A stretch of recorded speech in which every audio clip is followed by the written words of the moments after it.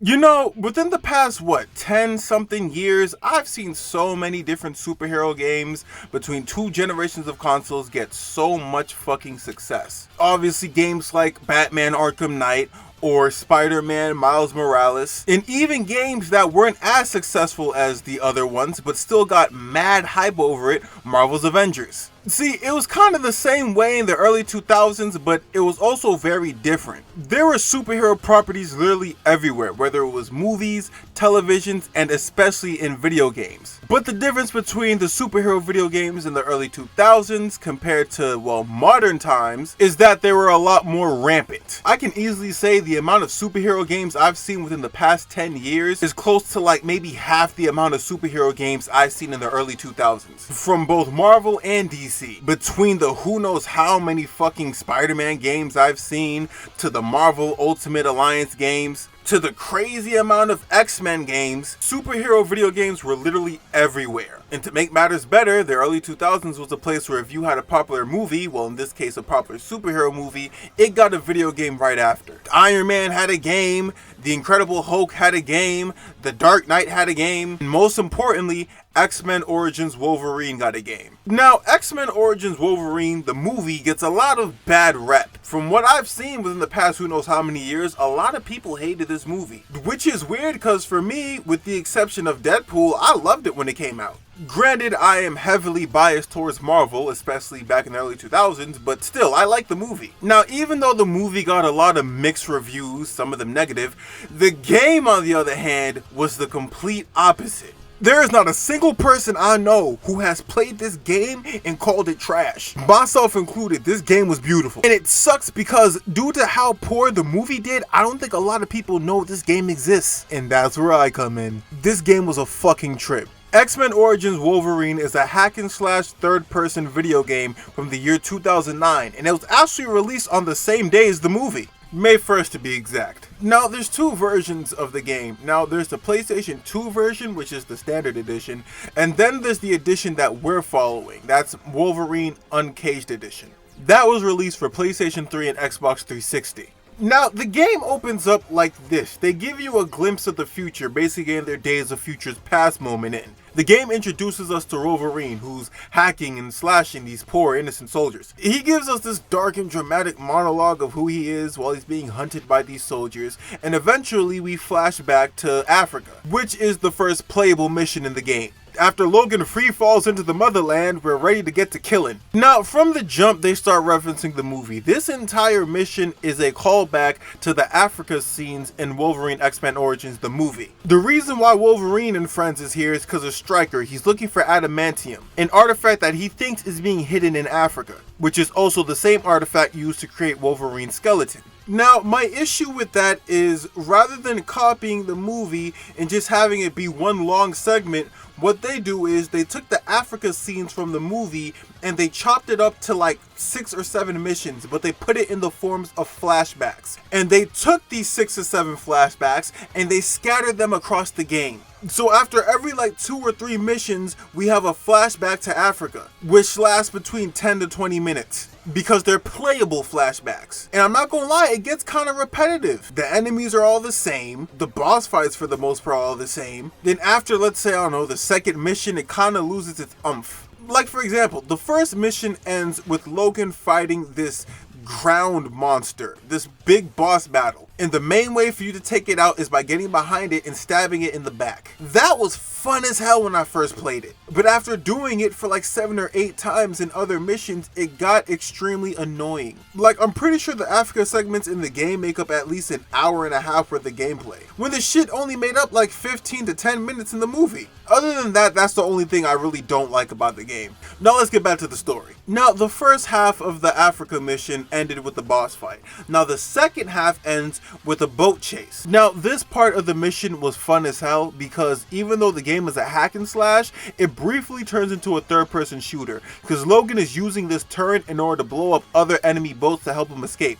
So 3 years later, Logan and his new girlfriend Kayla are walking through the woods on their way back home, where once they get there, Logan runs into Sabretooth. Now, this is where the second boss battle comes in, and I swear to God, this shit was 10 times better than the first one. The first, you start fighting him in the bar, and then eventually it leads outside after you toss him through a window. Well, after he tosses us through a window. And it's a good opportunity for you to flesh out some of your attacks. You don't get this opportunity often. Long story short, the boss fights ends with Logan getting folded. Like, bro got fucked up bad. This man Sabretooth hit him with a telephone pole, stomped on his wooden claws, low-key called him bitch made. This boss fight was fun as hell. And then he proceeds to run off to kill Logan's main squeeze. Unfortunately, Logan wakes up to find Kayla dead, and here comes Stryker's lame ass. Come to find out, he was in the area the whole time and watched Logan get beat the fuck up and decided not to help. Fuck him. He tells Logan that there's a new way for him to beat him and that he can help him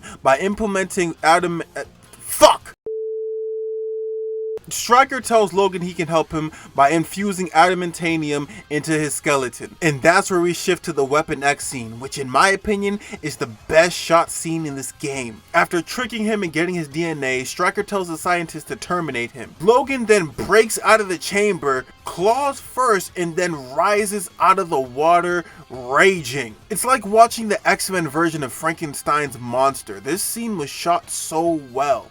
After escaping the chamber, Wolverine now has to hack and slash his way through dozens upon dozens of Weapon X soldiers in order to escape. Now, in comparison to the movie, they flesh out his escape, which is, well, obvious because it's a video game. And I gotta say, I like his escape in this one so much more than I do the movie. See, in the movie, he kills some soldiers and he escapes through an exit by, well, making one himself, and then he jumps through a waterfall. In this one, he goes through waves of armed enemies, saves a fellow mutant from execution, avoid being flooded in tunnels by jumping from moving truck to moving truck on some high-speed chase shit, dodges a moving truck in slow motion, and then he proceeds to escape through a waterfall. Now that's basically the first 2 hours of the game, roughly. Now, as per usual with all game adaptations of movies, the game continues to tell the rest of the story of X-Men Origins Wolverine, but a lot more fleshed out and way more action-packed. Like, the story for this game was perfect. If you want to play this game for yourself and complete the campaign, I highly suggest it. Now, story aside, I want to get into the gameplay. Now, the fight mechanics for Origins Wolverine is broken up like this. Square is your light attacks, triangle is your strong attacks, circle is for grab, and X is for jumping and double jumping. As per usual with these games. In between square, triangle, and circle, you can mix them all together to create variety of gory and bloody combos. Yeah, I forgot to mention that this game is rated M for mature. Which is funny because before this game, I think the only M for mature Marvel game I knew at the time was The Punisher. And that one came out in 2005. But this one was so much gorier and bloody. Bodies getting cut in half, heads getting hacked up, body parts flying across the screen, and if you hack through enough people, his body is going to be covered in all types of blood and entrails. It's some gory shit. And you have these special moves that you use with RT and square, triangle, circle, and X that make the game even bloodier. Like squares for the claw spin, triangles for the corkscrew, circle is to unlock your rage mode, and X is for, I don't fucking know what to call this. Claw spin but sideways, whatever. And it's all so visually appealing.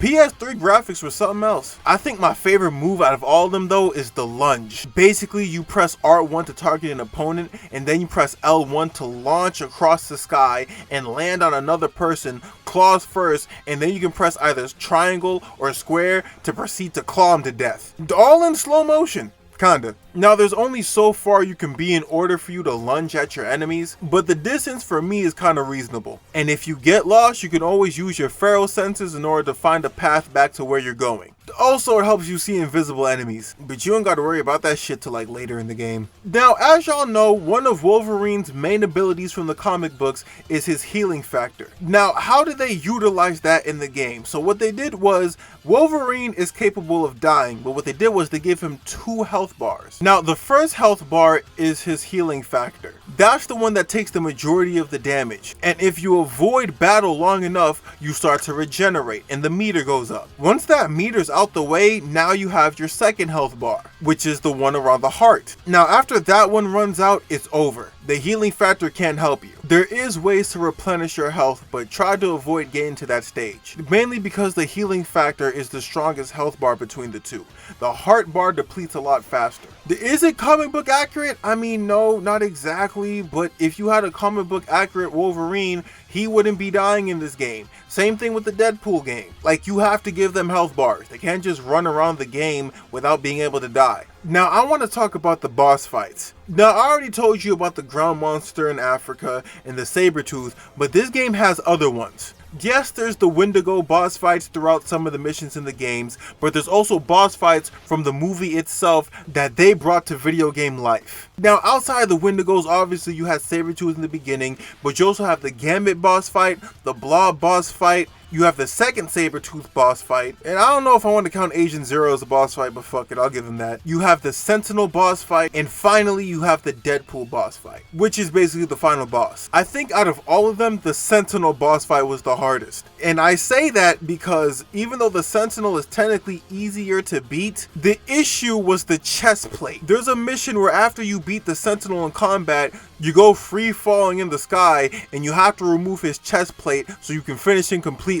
This shit took me 3 months. No bullshit. This shit took me 3 fucking months. I had to go on the internet and they told me that I have to use my feral senses because for some reason it makes me stronger. Yeah, that makes sense. And it'll help me remove the chest plate. Like, even after beating the game already, I don't touch that mission simply because of that. Now, as for the other boss fights, something I love about them is the gameplay is the same, but in order to defeat them, the move varies. For Blob, the most damage you can do to him outside of your claws is riding him like a bull and slamming him into the walls. For Gambit, the best way for you to beat him is you can't just rush into attack, you have to deflect his projectiles back to him. Once you do that and he gets stunned, that's when you lunge in for the attack and you start going wild on him. Now for the first Sabretooth boss fight, there's no way for you to win that, you're fucked. Now, the second one is a little different. It's a lot more standard. He doesn't really have any specific weakness for you to utilize. It's just fuck him up as bad as you can before he hurts you. Now, the Deadpool boss fight, which is the final boss of the game, is kind of the same as the Sabretooth one because he doesn't have any particular weaknesses, but it is harder because, like I said, final boss. First, you fight Deadpool in the facility on Rebirth Island, and then the fight breaks out to the top of the power plant, just like the movie. Unlike the movie, however, Sabretooth isn't there to help you and you're there by yourself, but it's fine. Bro's constantly teleporting, but as long as you can match the pattern that the game shows you that he has, you can beat him without issue. The boss fights next to the cinematics were probably the best aspect of this game, especially the second half of the game, because the second half is just littered with them. Like the Gambit boss fight, that entire chapter was dedicated between Gambit and Wolverine. In the beginning of the chapter, it starts with the boss fight, then you have to slash through some enemies along the way, then you have another boss fight with him on top of the little billboard, but before that you have a second one. So in total you have 3 different boss fights with Gambit throughout that entire chapter. Now, speaking of boss fights, the game also has a bonus feature where you can basically play as Wolverine and you fight against another Wolverine boss fight style. Each Wolverine you play against is his own different variation, and once you beat that Wolverine, you basically get to use his costume throughout the campaign. It's not much to it, it's basically a boss fight between Wolverine and Wolverine, but it has a pretty cool unlockable, so I'll give it that. And it's a fun way to pass the time when you don't just want to hack through soldiers all day. And lastly, probably one of the best features about this game was its cinematics. Those cutscenes was beautiful to look at. Mind you, the game came out in like early 2009. And I'm gonna just say the graphics and the cinematics for this game's cutscenes holds up to some of the games, to a lot of the games we have out now. Now, obviously, I know the graphics don't depict the quality of the game, but to me, the game itself is good quality and the graphics is a really big bonus. Everything about this game was great. The gameplay mechanics was great, the cinematics and the graphics were great, and the pacing too was really good. I think the game is like, what, 6 or 7 hours long? Despite the whole Africa flashback sequences, I don't think this game missed a beat. And it's funny because I think the reason why a lot of people don't talk about this much is, correct me if I'm wrong, I'm pretty sure Arkham City came out that exact same year. And y'all already know how huge of a game that was. So as for the superhero genre, yeah, it wasn't competing with Arkham City. Now, as for the video game genre, not only was it competing against Arkham City, it was also competing against Modern Warfare 2. And Modern Warfare 2 was an instant classic the year it came out, so I'm technically not surprised not too people don't know about this game, because when you compare it to the other ones that came out that year, it's not as memorable. But for the folks who played it, we know how great the game was. And that's it for this episode of Reggie TV. I hope you enjoyed it. I'm in a superhero mood, babe. I'm either gonna do Spider-Man or I might do the Punisher. One of the two, I don't fucking know. But I'm in a really big superhero mood, video-wise, so we'll see what happens next. But that's all I got for y'all. I appreciate y'all for watching. I'll see y'all in the next one.